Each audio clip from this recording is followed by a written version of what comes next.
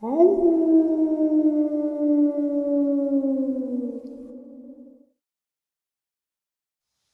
greetings and salutations, everyone. I hope everyone is doing well, and welcome to tonight's second half. Before we jump into it, a couple quick links. As many of you know, I rely on Patreon, PayPal, channel membership, and the merch to help the channel to continue to grow and go. Links to Patreon, PayPal, and channel membership is in the description below, merch displayed directly under the video. Also, Dogman Frightening Encounters, Volume 1 through 3, the audiobook versions. They were written and researched by Tom Lyons, narrated and produced by me, Jeff Nadolny. Those audiobooks are available on Audible, Amazon, and iTunes, links to which are also in the description as well. And finally, last but definitely not least, if you'd really like to help support the channel to continue to grow and go, simply subscribe. It does not cost a cent. Click the like button, takes half a second. If you don't want to miss out on any of the informative uploads that I put out daily, click that bell icon, and folks, please leave a comment. Why? Well, because all of these things really do help the channel to continue to grow and go. They definitely do matter and are appreciated. And now, everyone, I have taken far too much of your time. Let's jump in to tonight's second half, shall we? All right, everybody, I have our special guest, Steph, with us this evening. Steph, how are you?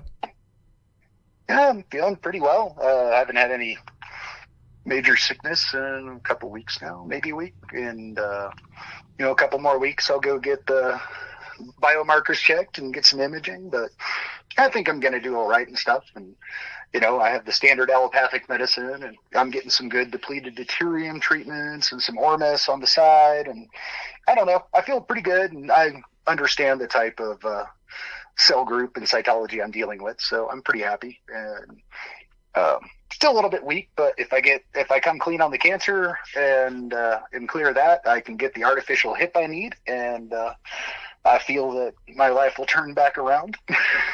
Most definitely. So, yeah, it's been about a week since I've had you on. I mean, we've texted back and forth. Now, you had texted me, I think it was yesterday or today, and I think it was yesterday, about a interesting... wait, first I want to clear something up, okay? Just so people are aware of something. Now, Steph reached out to me, and he had said, I've got this couple experiences that I've had happen.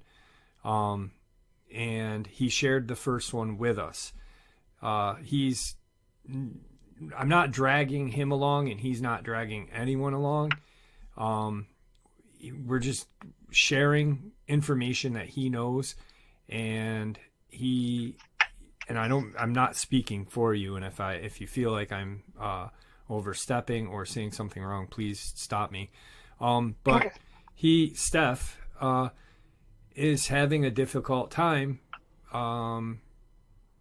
sharing some experiences that he's had through time. He may or he may not.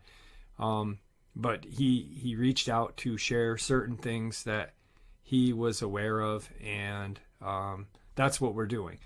I got an email from that person that I had mentioned, and he said, stop dragging Steph along. We want to hear encounters.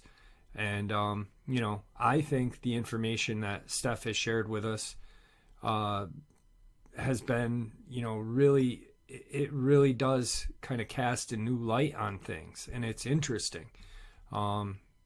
Encounters are cool, but scientific facts when it comes to these things are just as cool or cooler in my eyes. So, yeah, that's where we're at with the encounter stuff and experiences that he's had. But he partook in a search effort for a missing person, and I will turn the floor over to you so you can share the information on that. That's fine. And I also feel you spoke appropriately, so I have nothing to add or amend in that. So thank you. Yeah. Yeah. 2021 in February, we had a person go missing about 20 miles from where I live up here. And on February 5th, we were asked to join in. And so all of us local that were retired or inactive at the moment went up there on the 5th of February to the town of Nederland. And we all deployed from the Hesse Trailhead, which is just down the road from the Eldora Ski Resort. And about 12 years ago, I used to live in that little tiny, it's about 15 homes there in Eldora. I lived right at the four-way stop there, right before Hesse. And an individual named Josh Hall had gone missing. There had been a pretty nasty storm that jumped on top of him. But that was a little unusual because I actually knew Josh on a passing basis because he used to go to Backcountry Pizza right there in downtown Ned. And it's a very small town, like 3 blocks in the mountains. So he was actually pretty well known around there, even though he didn't live there. He came up from a suburb of Denver called Arvada a lot. And nondescript guy. And I mean, like, just knew him by name. And I didn't even know his last name until he went missing. And a local friend of mine also was a good friend of theirs. So we got a little bit of data from them. And we were authorized to go in. So we went up the northern route from Hesse because it divides south into the lower Hesse Basin and north up into the 4th of July campground. His body was found 5 months after we went up there. No one found any sign or any movement of him, and they kept saying his cell phone pinged. But the problem is up here is that if you get a cell phone ping, mine has actually been 30 miles off of my position. The tower triangulation up here at that time, just a year ago, was very, very limited. So telephone pings up here aren't exactly very accurate. So they thought he had disappeared around Devil's Thumb Lake, but the problem is there's like 6 Devil's Thumbs ranging from Boulder all up and down the divide. So, but this one in particular, the first thing they thought that is he had gotten lost on trail somehow and had fallen into a tree well. And a tree well is when the snow gets really deep, but not around the bottom of a tree, and you can slide into it like an antlion pit, if you're familiar with those. Yeah. And they're next to impossible to get out. And he had a dog with him. I don't know. We were only up there for that day, and then they wanted only forest rangers from the Arapaho, and they even brought some people in from Route, which is up where Steamboat is, just to bulk it out. And they ran over with FLIRs, and there's quite a few airports, Boulder Airport and Jeffco, just on the Front Range, very short distance up. The average altitude was probably around 8,500 to 9,000 feet. And it was very interesting. The thing is that if you go north of the Hesse Trailhead, you'll reach the Arapaho watershed, which is a federally protected land. And there's the town of Ward that's near it. And almost everybody in the town of Ward that's gone into that area has been confronted in a very pleasant fashion, nothing overly aggressive, by armed individuals that were contractors like I used to be. And I don't know who any of them are. It's just that there's a lot of people with M4s that can step out of the brush and tell you, hey, you need to turn around. They're not jerks about it. And, you know, people know better, and they just turn around and get out of there. I've talked to quite a few hunters who've run across that. I don't go to that area, and I don't know any operations in that area, but the Arapaho Watershed Federal District also has a small micro dam in it, which they say supplies water, but it's such a small one that I have no idea what they could be supplying, so that's very interesting. You can see that on Google Earth if you actually go look at it. It's pretty nondescript. You have no idea what they're protecting there, but then also don't know if there's editing or anything. But his body was found about 4 miles off the 4th of July area, within probably less than a half a mile of the federal boundary there. And so I've always wondered about that because they could not find him. And I wonder if you got had a bad encounter, but those people are professionals and they never have and every single encounter people have had, which is most in Nederland and Ward, have always ended the same way. They're told to turn around, and people are very polite. And guys come out of nowhere, and the people turn around. And so, but there's also a lot of evidence in that area and a lot of people talking about the creatures that can cloak, or what I would probably think is a pull-off. So I'm going to stop for a second. Were you going to say something? No, I was listening.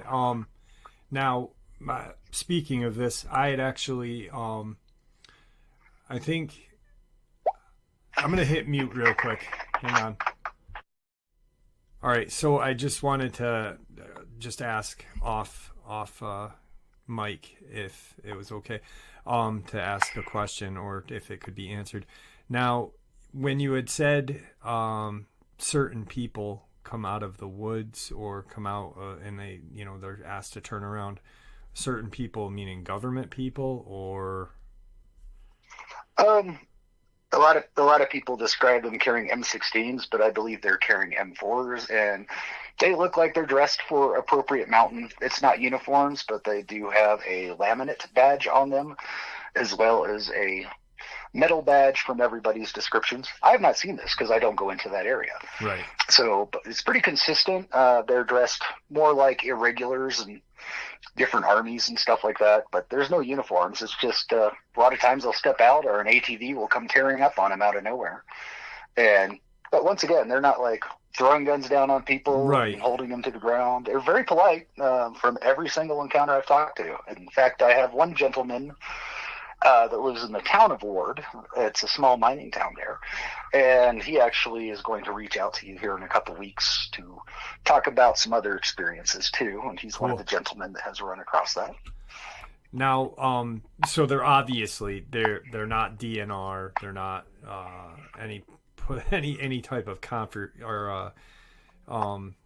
conservation wildlife agents or anything. They're just pretty much unknowns is how we can label them.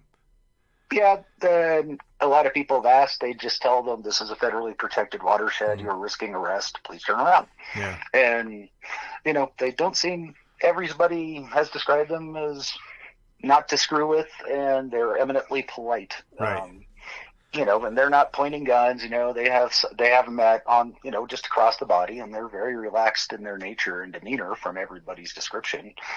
And that's really consistent from everybody I've talked to. And this is a well-known local fact in Nederland and Ward, even all the way into Gilpin County to the south. And so it's very interesting to me. I talked to one individual who claims, and unfortunately I don't know whether to believe him or not, that there is a disseminated radar array, which is just a field of like 6 to 8 foot antennas up there. But that would make it something similar to a mini HARP array. So that could be part of it. But that whole area is quite clearly marked on the map as a protected watershed. But the only thing they say is it's federally protected and you're risking arrest. Yeah.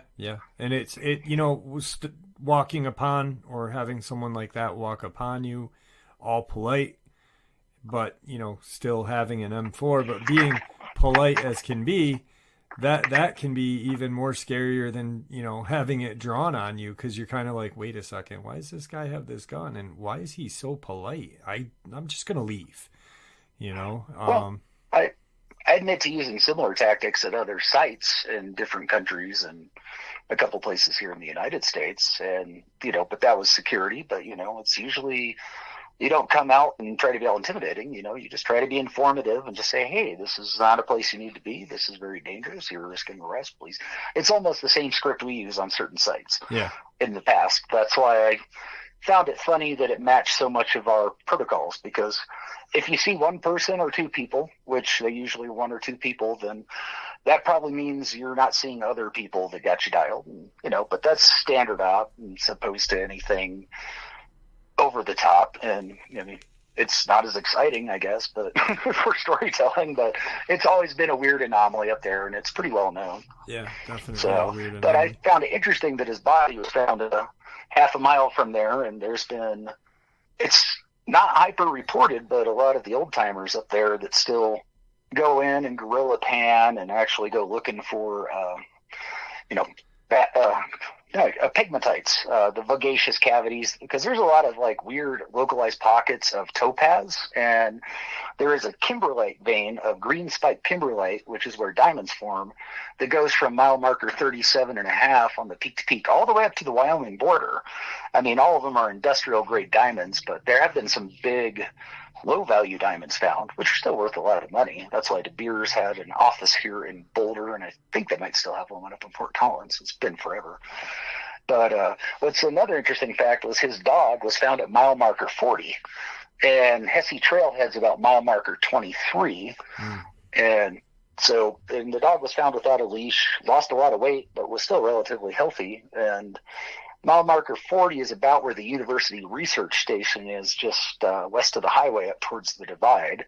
How many miles would that be from 23 to 40? I don't know, 17 approximately, but I mean, that's the road winding around, so it's probably more realistically 12 as the crow flies. What I find interesting is that the body was found half a mile on the south side of the watershed, and the dog was found about 2 miles north of the watershed on the peak-to-peak highway itself. And like I said, it lost a substantial amount of weight. Its leash and collar were missing, but it was quickly identified as the dog. It was chipped. And another interesting fact is it's very close to the 37.5 mile marker campground, and that's known as Gordon Gulch. That's got a dark history. There used to be a Hells Angels stop back in the 60s and 70s, and we actually found 2 different winds, which are a type of shaft, that were filled almost to the top with the original Schlitz pull tab cans. Remember that? No. Oh, Schlitz beer from the 60s and 70s. They had the pull tabs that you pull off and threw away. They weren't integrated into the can. So obviously there's been a lot of drinking there, and they got chased out of there after a while, after like a decade and a half. But that was mostly the town of Ward got sick of them, and Mountain Justice kicked in, and that ended. But there's a local man that I know, and he also goes to the pizza place, and he was there about 10 years ago, and some travelers were there in their RVs, and these are not very good people, and they are attacking his friend, and he went to defend his friend, and he's actually pretty skilled and a good brawler, but he got hit in the back of the head with a shovel, and they tried to cut his head off with that shovel like 4 or 5 times. Helicopter had to come in and take him to Denver, and he crashed 5 times on the way in, and now he looks like he survived, but now he looks like he has a head sewn onto him because he just got this horrible wounding all around his neck. But nicest guy in the world. Pretty traumatized by that, though. Yeah. But there's been a lot of there are no known disappearances in that area of 37.5. But the odd thing about that is that's always been considered a dangerous place. There's been a lot of violence there. There's been a lot of people that got wounded and wouldn't talk about it, and there's always the ghost stories, and there's a couple interesting caves that go into the rock, probably about 30 or 40 yards, and there's a whole bunch of swampy stuff in there you can actually sink into, and they'll never find your body. It's those weird riparian lowlands that fill up with silt and just hold the water so it looks like solid ground, but it can eat you solid.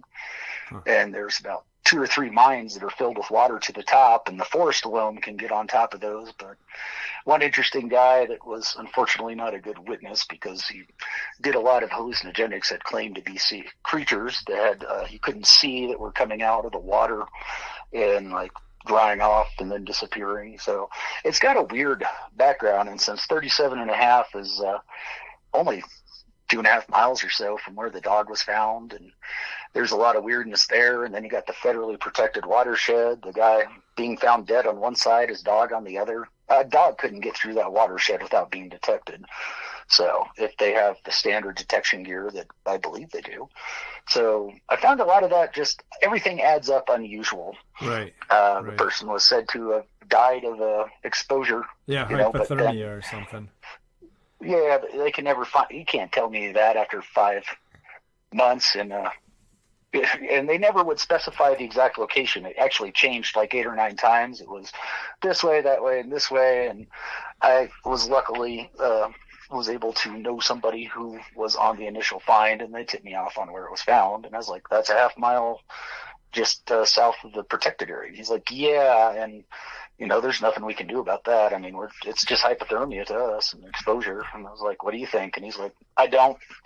So not as exciting as a lot of different stories, but I found it funny that you have your own personal individual near you that you're interested in, and I have one near me. So yeah. Actually, it's interesting because I'll just kind of, I went up there and I had talked about this case, or that you and I were going to talk about it. I didn't know when, because you were supposed to be, you were coming home today. But I figured maybe in a couple days, you needed a break or whatever. And I had mentioned that we were going to talk about a missing person case. And I had actually talked about the pull-offs and how you had mentioned that. And when I was up in Tom Mesick, up in Horicon, and I was looking around in the trees, it was very different when I went up there, because prior to the last time I spent time there, there was no trees. It was just buds, or not no leaves. It was just buds. Oh yeah, on the you trees. did say that. And today it was all leaves, and very, very weird. I got an eerie feeling. I'm not going to say anything was out there with me, but there was some weird loud noises, and just an eerie feeling that I got. But the pull-offs is, and a lot of people talk about them, or look behinds, or crawlers. I find it interesting that what you had mentioned with the person that was a local up there, and he on hallucinogenics, kept saying he could see things coming out of the waters and stuff like that. It's kind of sad that he was on that many hallucinogenics, or he had a history of it where people wouldn't believe him, because maybe he was telling the truth about what he was seeing. Who knows? His descriptions. I did not communicate that to him or the other people that have heard that. His descriptions were unnervingly accurate for the data I have, and so that's what caught my attention. It's not that I think he's a credible witness so much, but he is an incredible witness that actually had data that matched what I know without any cross correlation, and that's more of a signal to me to keep an eye out and look. Yeah. So just it's odd. I mean, the whole thing, I can't do anything about it, and I don't have anything that can reveal it, but I mentioned the federally protected watershed, the locations, and the story's changed quite a few times. And I noticed that. I trust the individual that gave me the information because they're SRS at a high standing. So yeah, I noticed that there was a lot of different, because when I looked up the case, there was a lot of different information given, just different like you said, different locations, different this, different that. And I find that fascinating, because not in Tom Mesick's case, but in a lot of other cases where people have gone missing and found dead or never found, a lot of the media reporting is off of each other. They're definitely not working together, which makes me wonder if the powers that be, or whoever controls the media, is feeding the media different information to kind of just confuse people. It seems like that, but I forget the name of the law, but it's never associate malice with an action when stupidity can explain it. But still, another interesting fact is, from the person I talked to, the body had not been nibbled on, and a lot of people don't know that if a body gets lost deep in the snow, be it animal or a person, the voles, that's VOLE, and all the ground animals that tunnel under the snow have no problem with being a little bit carnivorous, just to pull some extra stuff in. And if bones are exposed, all the rodentia up here will eat antlers and bones, because they're basically the only source of calcium they have up here. That's why you can hardly ever find antler sheds, is because all the different rodents rip them apart. And if you look at old bones that have been out there for anywhere from 1 to 10 years, you can just see all the little mice striations on them from the little incisors scraping off the calcium from the bone. And the fact that the body was untouched by any of the burrowing rodents is very unusual. Yeah. So that's a puzzler too. And I would have no theory on that one from anything I do know or what this is, other than either they didn't find it or environmental conditions are wrong. But the rodents up here, especially the voles and quite a few mice species, are just widespread. You can't go anywhere without finding an esker, which is the remains of their burrow under there. I mean, they're just everywhere. So I find it unlikely that he wouldn't be scavenged. Even a coyote, a fox will dig down, and because they'll go down into tree wells and get somebody. But I have no idea if he's in a tree well. He was in trees, but that doesn't mean he had actually fallen into one. Yeah, he was, and it's crazy about the dog, and he was young. I mean, he wasn't an older person. He was 27 years old, fairly fit.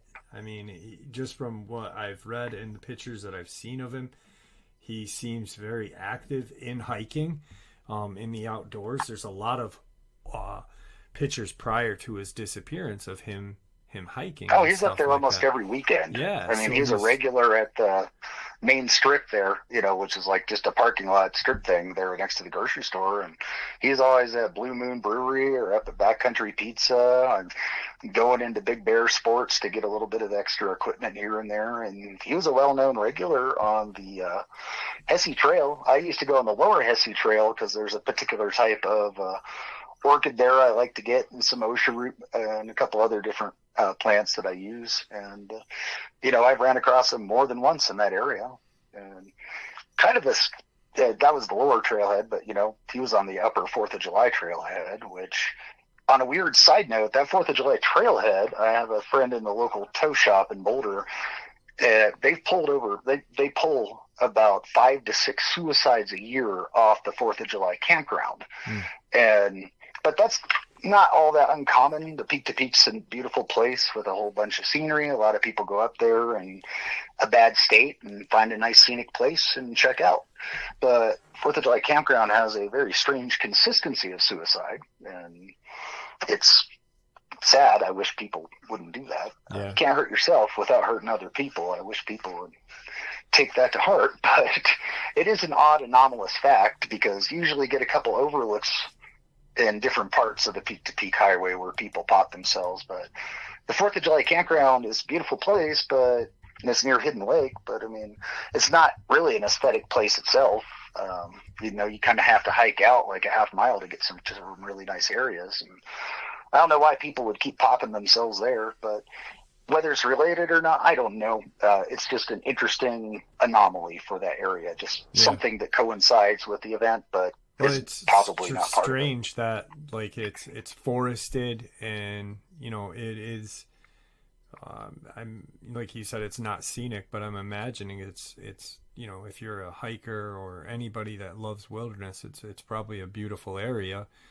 It's strange that a place like that on a mountain, and then there's the suicide forest, which is in Japan, which is a mountain, not really beautiful. I just heard about that last year. I hadn't heard about that before last year. That's crazy. Yeah, and it's just a strange place that people just let's go out here, and just very weird things like that are weird that happen. Now, you had said something about like there's like a history of ghost stories out there. What's that, like Native American ghost stories, or just old mining 37 stories? and a half. The 37 and a half mile marker, which is called Gordon Gulch, is up the highway and about 2.5 miles from where the dog was found. Yeah. But yeah, that place just has a bad history of, you had the Hells Angels there, and there were quite a few fights and possible murders and possible hidden bodies. The place is riddled with mine shafts everywhere. Yeah. The old joke in the town of Ward nearby is that if everybody dead stood up at once, and we'd have a big old population problem up here. Yeah. But that area is an odd place. It just always seems to go through dark phases. Like after the Hells Angels, there was actually a whole bunch of that people were actually manufacturing coke on one of the houses that was right next to it, and they're always just chasing off people and being violent. And everybody there has always had some sort of knocking on the vehicles. That's a really common one. But people that go there usually aren't really intrepid campers, because that's actually a very easy, dispersed camping place to go. So it could be a squirrel running across it, a pine cone, and they just don't know the forest. I used to camp there a lot when I first got to the state back in '90, because it was a beautiful place and no one knew about it. It's kind of in its a lull of bad action, and there's lots of nice plants to harvest and tons of wild raspberries and all sorts of good alder to grab for smoking fish. And it was just kind of weird. And then about 2000, it just got a whole bunch of transients started calling it their home and just trashing the place. And it was just, sheriff couldn't be bothered. And it got so bad after they tried to chop that guy's head off, they cleaned it out again. But yeah, there's always an odd story or two coming out of there. And I don't know, it's just an interesting artifact of an area that's right next to it. It's got a couple weird natural caves that have formed in there, which is unusual for granite. You would expect that in limestone, which can be, mechanically and chemically weathered out. Yeah. But caves in heavy-duty granite are very rare. There's a lot of garnet there. I mean, it's not very valuable, but you can find garnet everywhere in the rocks, and there's little micro diamonds, but so they're not worth anything. But it is just an interesting place geologically, and it's always got a weird history of violence. That's weird, that violent, the history, that's just something that, it's almost like you're in a beautiful location, because, I mean, I've always thought of Colorado as very beautiful. I mean, even though I live in the Adirondacks, beautiful mountain area itself, but, I've always wanted to kind of go out into the Pacific Northwest and check out the big mountains, where they're, oh yeah. And, it's just strange. You wouldn't think that there'd be a lot of darkness, but yet there really is. There's a lot of legend, a lot of just really odd weirdness, and the violence is one. It's like you said, with the minerals and crystals and stuff like that. With granite, it's usually, some weird things happen around that, but it's so weird. I can't. That almost makes me wonder if that has anything to do with the disappearances, the violence, or, because bad things are usually attracted to bad places. What's interesting is that there's no report of a Bigfoot type creature. I mean, down in Colorado Springs, they got the elk killer, or I don't know what to think about that one. But up on the peak to peak, there's never been reports of Bigfoot that were credible. There is one guy who wears a Bigfoot costume and goes to where the Amtrak goes through the Moffat Tunnel, and he'll jump around and as the passenger car goes by, but everybody knows about that. So it's just kind of funny. I think you can see that stuff on YouTube too. It's absolutely hilarious. But he's not doing it to do a hoax. He does that every October, just up front up there at the end of the Moffat Tunnel. Right. But the rest of that area, the peak to peak from Central City Blackhawk area up to the Rocky Mountain National Park, it's always darn near invisible things or bear dog-like things. But, the encounters are very fleeting and very, very quick. And there's just not a lot of talk about it.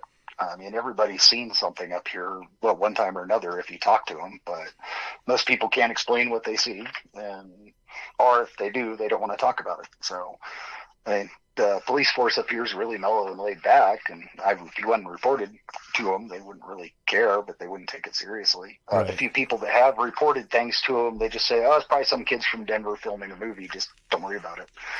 And, you get the missing cats and pets and all sorts of things, but we also have an abnormally high mountain lion population. In Boulder County alone has about 800 known lions, and there's probably a lot more. And Gilpin County to the south probably has a same amount, but it has a much smaller population and more dispersed. So it's a strange place. It's not like your typical hotspot, but the stuff up here is, to my knowledge, fast and brutal. And, I've seen some odd stuff up here myself, and it's never been an open threat, but almost everybody up here carries. It's not like a big deal. It's just kind of like you live in, there's some pretty, we coyotes in here and there, and about every 7 years we have distemper and rabies just kind of go through the mountain. Tends to trim the population, and so during that time period is usually actually pretty dangerous. A lot of nature gets some issues, and we've had a lot of tourists really severely hurt by mule deer. So that because they aren't carrying, and the mule deer are much bigger than a standard whitetail. So I find it odd that there's no report of a Bigfoot in the area, but plenty of reports of just other creatures. Yeah, especially there. You'd always think that Colorado would have some sort of, the whole state, being mountainous, and that's very strange. But I mean, like you said, it's got its own other little creatures that are lurking about, and the pull off is one that just, I remember the first time we were talking, and you had said pull off, and then I said look behind, and we instantly knew exactly what each other were talking about. And I'd never heard. I didn't know what a crawler was. Like I said, I'm not a cryptid person, but I figured that's got to be about the same thing. Yeah, but I pull off, and I said this in the video that I made when I was up in Horicon. Pull off seems to fit because it's just pulling you right out. It's pulling you off the freaking trail or wherever, and you're gone.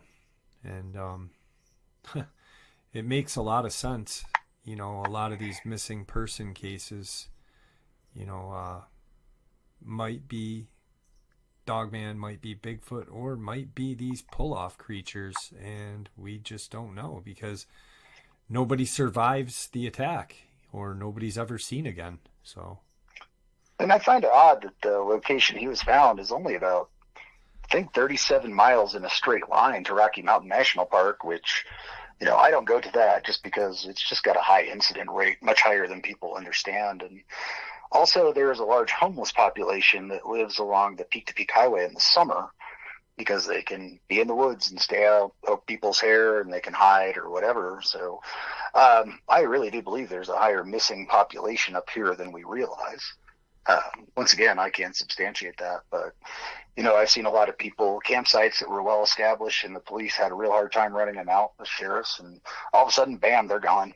They took off and left a lot of stuff, and it's not just being dirty or sloppy. It's like really they egressed in a hurry, and there's just all sorts of weird stuff going on. So, but whether it's criminal activity and they spook, or if something happens and they just bail, it's kind of hard to tell because they don't work with the locals, because the locals don't want them here. They're afraid they'll burn down the forest. So it's an unfortunate thing. Well, it's kind of a hobby of mine up here since I've retired, but I like going around different areas and finding different things. And, been foot on the ground in most of Boulder and Gilpin County in every square inch. Another interesting dark fact of the area is just over the divide in Grand County, there's Grand Lake, and that's always had it never freezes in the center of that lake, and there's a small island in it too.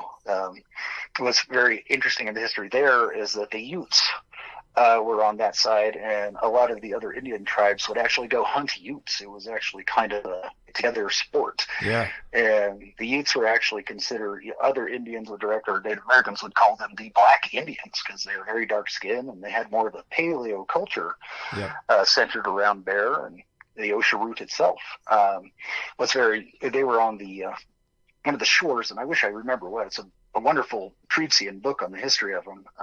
Got to dig that out sometime again.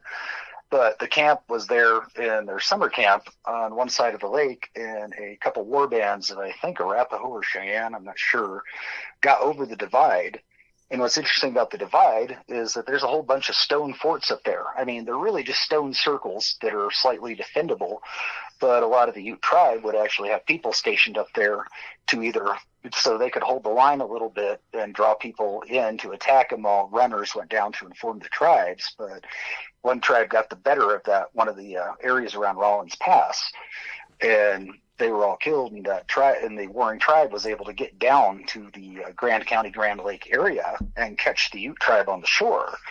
And most of the men fought a holding action on the shore, and they used their improvised fishing rafts to try to get the women and kids and the older people to the center island.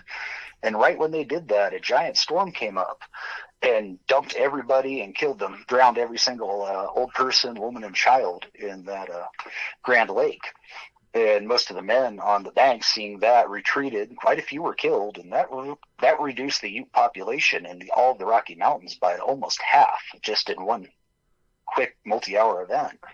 Wow. And since then, that lake has been plenty of pictures, which they're probably staged, but plenty of rumors and legends and pictures of footprints coming out of the non-freezing part of the lake. Now, one reason it might not freeze in the bottom is because that lake is very deep, has a very big V profile, filled gorge. Yep. So there's probably a lot of water differential and movement in the center, which could open up that center of the lake. But it said it had always frozen over until that happened. But then that's legend. But what's interesting is to this very day, when that lake freezes and it doesn't freeze in the center, there's always people taking pictures of tracks. And these can be anything from what we would consider cryptid tracks to buffalo tracks to just animal tracks, but they all seem to come out of the center of the lake. So that's a really weird lake. I had a friend who nearly got killed there. They were canoeing with her friend on a date, and storm came up and swamped them both. And luckily she had right flotation, and she's actually a very athletic person, and she and her date were able to partially right a canoe and managed to get it up there. But it was lightning, wind. I mean, but weather does come quickly up here at 10,000, and so that could be part of it. But yeah, she said she is in fear for her life, and it wasn't just the fear of the environment. It was like that she felt focused on, like something was trying to take her out and her friend out. So I think just a interesting bit of information. And this is only this is just over the divide from the secured watershed and as the crow flies, it's probably only like 7 to 10 miles. Wow. So just interesting anecdotal history of the area. Yeah, definitely interesting. And one thing that's interesting as well is that, and it probably is nothing, but I find it interesting that a lot of these places where people end up missing or disappearing, there's some strange, almost ominous names to them, and he was ironically hiking to a lake called Devil's Thumb Lake. And I just find it, very strange that a lot of places, a lot of people go missing, and there's, devil something, or, just a weird Diablo. Kind of name. That's another name. Yeah, just a weird, and it probably has nothing to do with it, but it's just an interesting, just tie into it, I guess. And speaking of the Utes always got the short end of the stick, like oh god, did they ever. The Navajos hunted them for sport. It was like, with the and I think a lot of the skinwalker myth and legend came from Navajo Ute warring, when the Navajo would supposedly use skinwalkers to watch and infiltrate Ute camps and kill the Ute as they were sleeping or not paying attention. It definitely got the short end of the stick. Yeah, I mean, they're a pretty interesting tribe. I mean, they're very Paleolithic when other tribes were actually getting into more tribal times parallel to the Europeans. And I mean, until the very end, the Ute were always very secluded culture, especially the Mountain Ute. And in fact, the town of Durango is really just this valley town and it's surrounded by copper deposits. You can actually pan copper out of the streams there. It's kind of funny.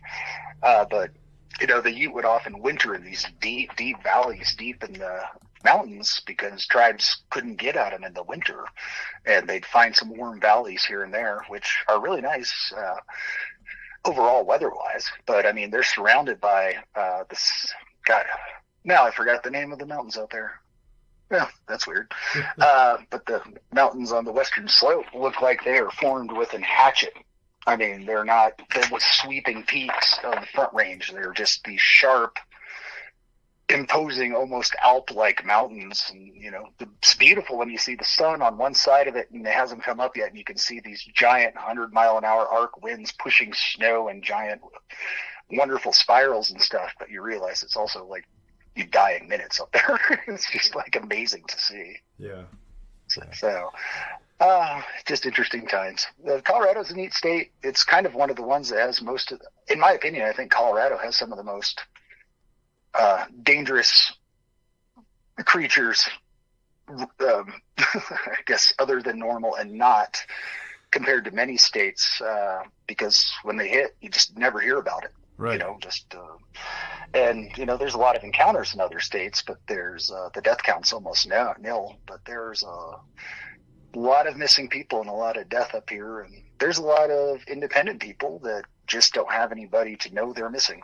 There's quite a few places in Rifle, Colorado, before it became consumed by the local ski industry, where they'd come up and find an abandoned cabin. And they're like, well, somebody lived here just recently, and nobody knew much about the people that were hanging out in the woods and stuff. Reminds me of when I grew up in Gatlinburg in the early 70s, and all the Melungeon folk and mountain folk and hedge folk they were going missing left and right during the 70s where I grew up there, but didn't make much news. That one kid was at 68, 69 or something like that. He's a big famous case, one of the tourists over in Smoky Mountains. But Dennis Martin. What? Dennis Martin was his name. Oh yeah, that's his name. Yeah, but I mean, like, there was such coverage on that, but they really no coverage on the hedge folk and the mountain folk and the Melungeon folk. Just even some of the old residual Cherokee that managed to avoid everybody and not go out on the Trail of Tears. And they were going missing left and right, and they were finding abandoned cabins. And this is all on the in between Gatlinburg and the Cades Cove side. Yeah. For some reason, there's never it just never makes the news for a lot of the mountain or hill folk in the South. It's sad. Cades Cove, people that disappear there or around there, Appalachia, it just it's almost like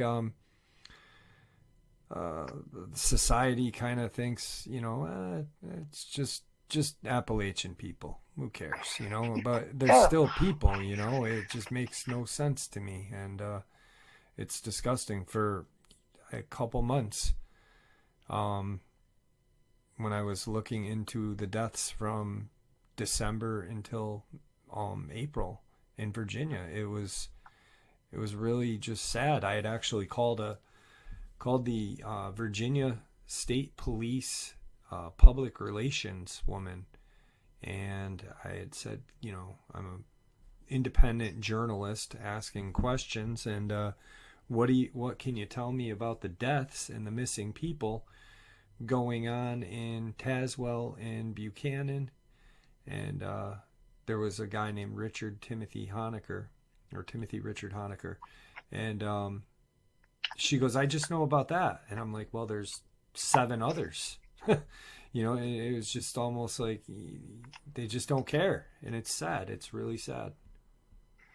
Yeah, the only reason that got any notice is, my father's working at Oak Ridge at the time, so they always do security checks, and if anything abnormal comes up. But apparently Child Protective Services at that time, or their equivalent thereof in the area, I've noticed a lot of kids not coming into school anymore.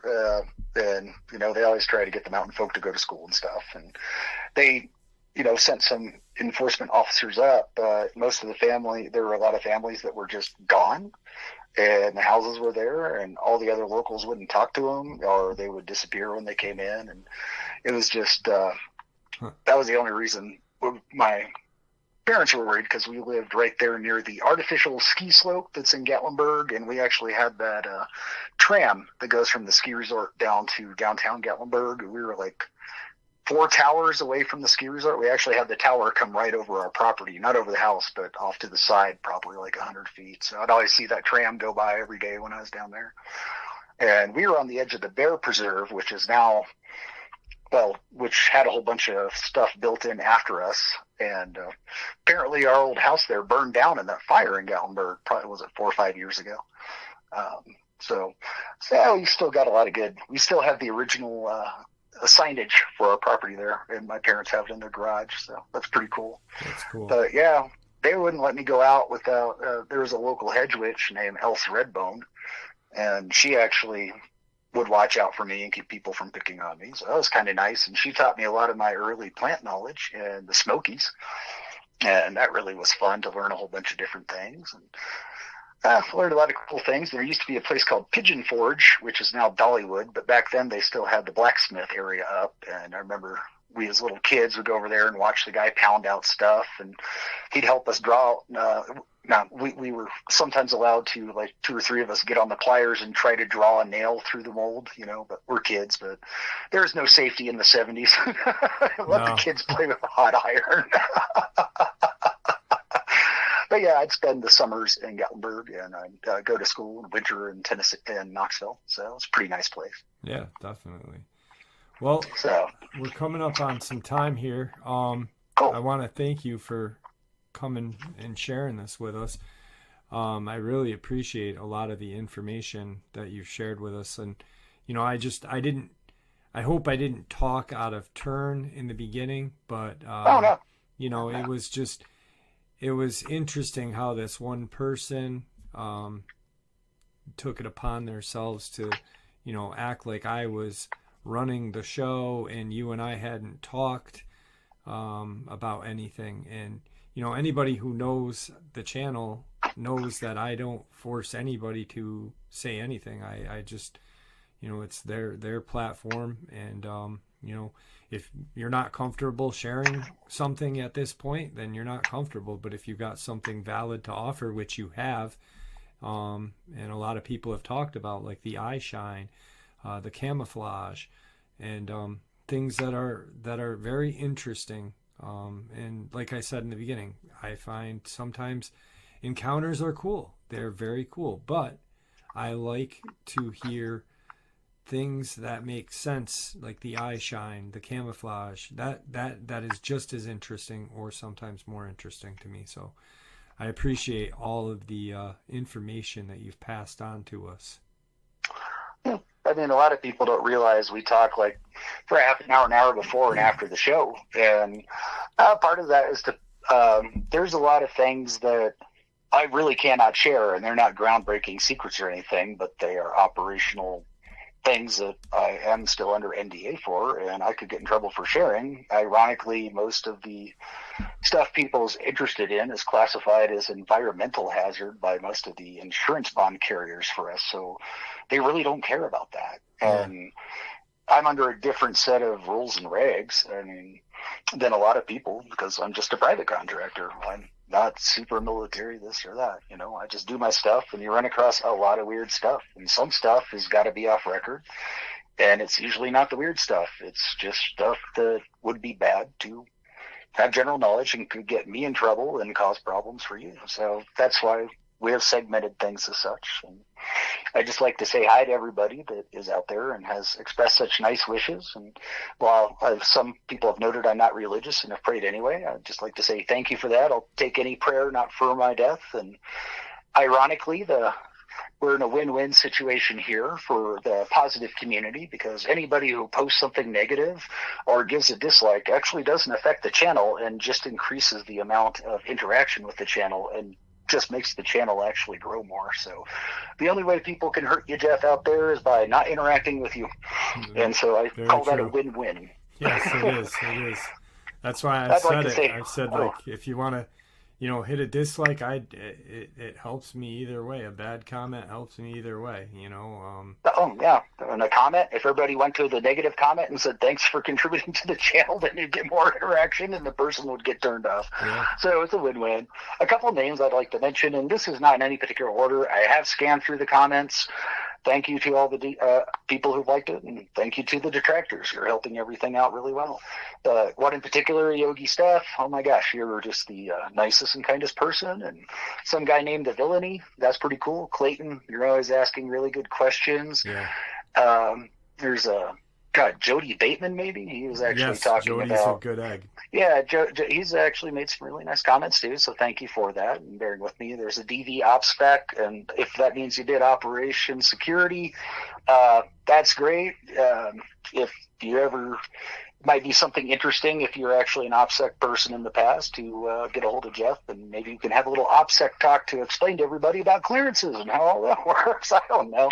But if I left your name out, it's not because you're not important. It's because everybody has a lot of good comments and overall positive community. So I just like to say thank you to everybody. And don't worry, I'm doing well, and I think I'm recovering pretty well. My strength's coming back, and if I can get clearance to get a new hip after I'm clean, if that comes up, then my life will improve by leaps and bounds. And hopefully you and I, Jeff, can get together, and we both got places to explore. Yeah, definitely do. And right before we end this, I want to say something is I remember the first time that you had shared, and you had seen the comment section, and you were kind of like, whoa. And then I said to you, listen, I said, I've got some of the best subscribers. I'm like, the ones that are commenting now are not the ones that are with my channel. I'm like, you wait until the ones that have followed my channel for the long time. I go, they will be diehards. And, Yogi Steph, one of them. And, she's always making great comments. Clayton, Jane, I've seen Jane make a couple great comments towards you as well. Just people are really good hearted people in the community for my channel and our channel. And, it's everybody's channel that listens to it. It's not just mine. So Yeah. I appreciate everybody. And, it's a great little community. So I'm glad that you're comfortable here. Well, you've helped me greatly develop a more conversational way to speak. I mean, I do hang around a lot of intelligent people, and I'm pretty smart, but I've met a lot more people with more wisdom than me. And, that's actually a big difference. So don't discount that. Yeah. So everybody's got something to contribute out there. And, I don't know, overall it's fun, and Jeff's helping me, be more of a city, which helps me actually, I believe, communicate better. So it's fun. I won't lose the technical for the people who like it, but we'll try. I'm used to more. The first interview was more in debrief mode, going off my old operational notes and logs. So I like our more conversational style now. I know, but I loved it too. I mean, and a lot of people did. I saw a lot of comments were like, "Yeah, we loved that," and it just. It's been fun having you on. I actually make mention in yesterday's video. I'm saying yesterday's. I haven't put it up yet, but the word caniform, and I'm like, and I love having stuff on because I learn words like caniform instead of saying canine, and so I appreciate you being here too. It's been real fun.